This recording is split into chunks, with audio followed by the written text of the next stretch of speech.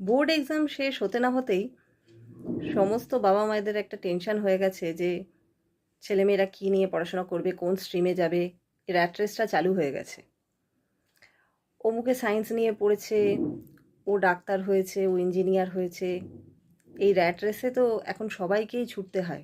Rat race বললেও একটু পুরনো হয়ে যায় হয়তো, এখন এটা ট্রেন্ড হয়ে গেছে, ট্রেন্ডিং হয়ে গেছে আমাদের লাইফটা।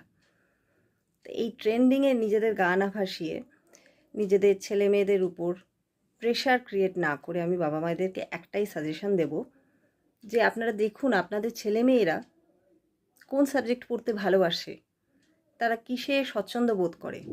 কারণ শুধু ডাক্তার ইঞ্জিনিয়ার হলেই সে সফলতা লাভ করবে, অন্য কোনো ফিল্ডে করতে পারবে না তা কিন্তু নয়।